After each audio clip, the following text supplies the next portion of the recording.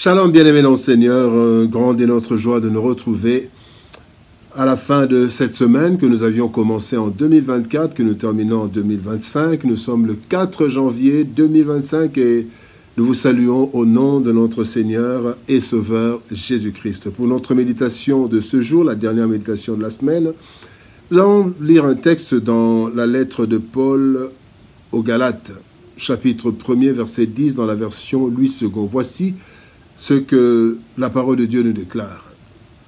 Et maintenant, est-ce la faveur des hommes que je désire ou celle de Dieu? Est-ce que je cherche à plaire aux hommes? Si je plaisais encore aux hommes, je ne serais pas serviteur de Christ. Quelle faveur! Quelle faveur cherches-tu, mon frère et ma sœur? Quelle faveur! Bien-aimé, tel est le thème de notre méditation de ce samedi 4 janvier 2025. Une faveur est une bienveillance ou une préférence particulière. Plusieurs recherchent des faveurs afin d'accéder à certaines opportunités difficiles à obtenir. Les hommes accordent des faveurs généralement sous certaines conditions. Dieu aussi le fait souverainement, mais parfois aussi avec certaines conditions. Tous, à un moment ou à un autre, nous cherchons des faveurs dans ce monde où la justice ne règne pas toujours. Le texte de ce jour nous interpelle quant à la recherche des faveurs. L'apôtre Paul a fait un choix clair. Sans rejeter la faveur des hommes de façon explicite, il a fait le choix de ne rechercher que celle de Dieu, puisque il est avant tout serviteur de Dieu et non des hommes. Comment comprendre alors cette option de l'apôtre Paul? Voyons ce que nous tirons comme leçon de ce texte. Première leçon, parlons de la faveur des hommes. Dans Jérémie chapitre 17, verset 9, la Bible dit « Le cœur est tortueux plus que toute autre chose, et il est incurable. Qui pourrait le connaître ?» Avoir la faveur des hommes revient à avoir leur agrément, leur amitié et bénéficier de leur attention particulière. Cela est généralement le résultat de notre comportement dans la société. Même le Seigneur en a bénéficié dans une certaine mesure auprès de plusieurs. La Bible dit que l'enfant Jésus grandissait en grâce devant Dieu et devant les hommes. On peut parler aussi en faveur. En fonction de l'état du cœur, bien-aimé, la faveur des hommes est aussi motivée par la recherche d'une faveur en retour. Une sorte de corruption morale qui ne dit pas son nom.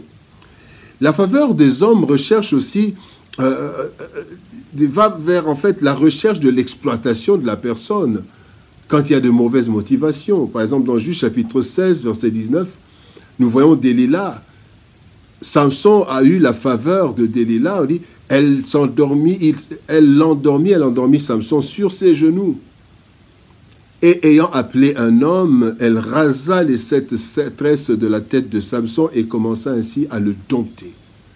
Une faveur, une gentillesse, pourtant c'était avec de mauvaises intentions. Mais il y a aussi, la faveur de l'homme cache parfois aussi l'intention d'amadouer pour des objectifs égoïstes.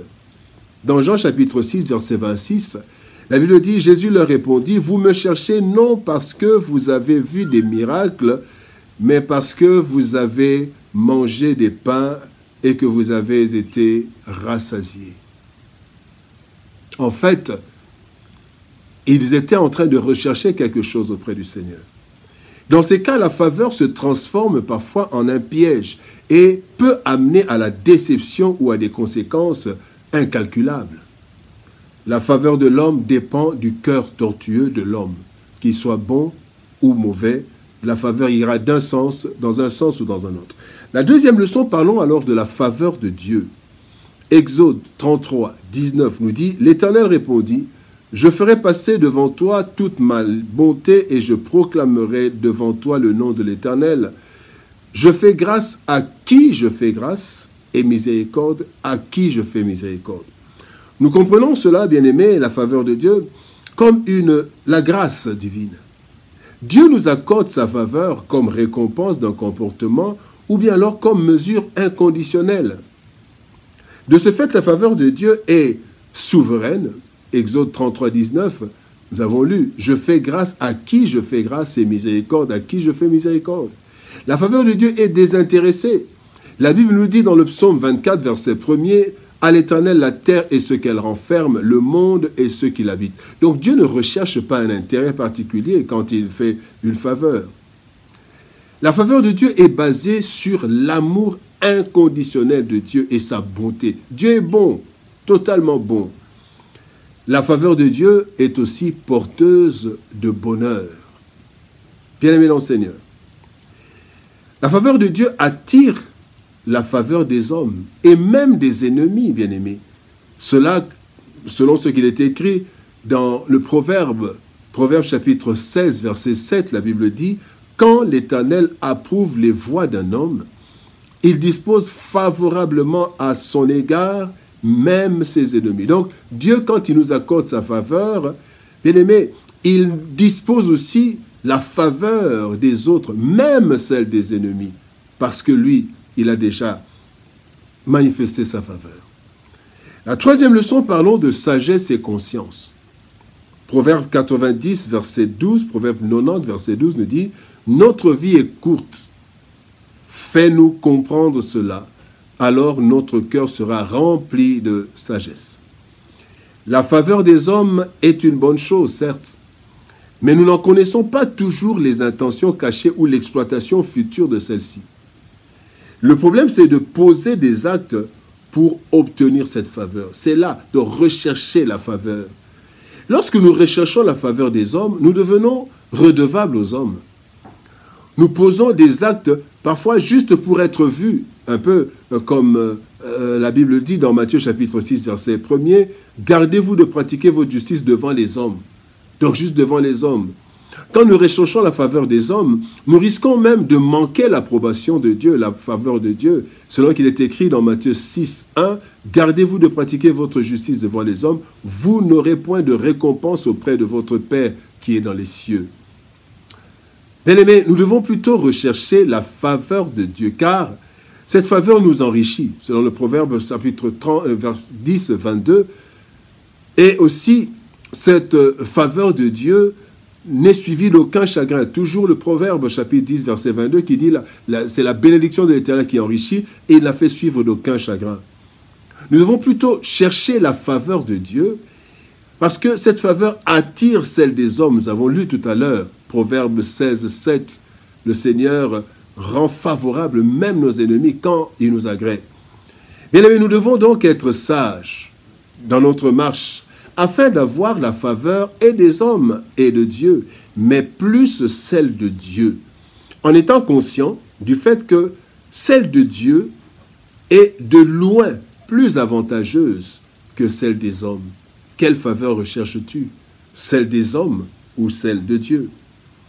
Une faveur est certes une bonne chose, mais encore faut-il qu'elle soit une réelle bénédiction. En effet, certaines faveurs des hommes se transforment en malédiction ou en prison lorsque celui ou celle qui accorde cette faveur a des arrière-pensées qui finalement nous tiennent captifs.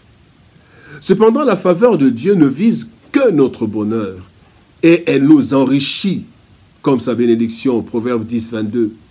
Voilà pourquoi, bien-aimés, nous avons tout intérêt à chercher la faveur de Dieu sans pour autant rejeter celle des hommes.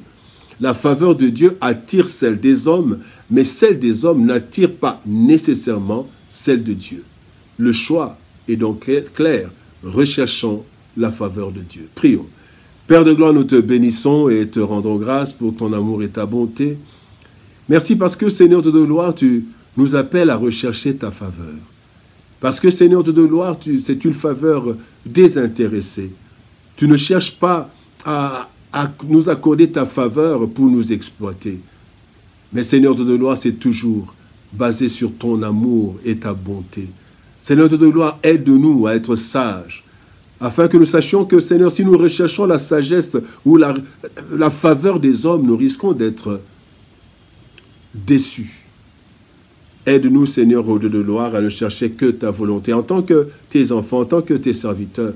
Que nous recherchions, Seigneur de gloire, ta faveur, Et toi, tu es capable d'attirer aussi la faveur des hommes à notre profit. Bénis ta parole et bénis ton peuple au nom de Jésus-Christ. Nous avons ainsi prié, Père. Amen. Bien-aimé dans le Seigneur, que Dieu le bénisse.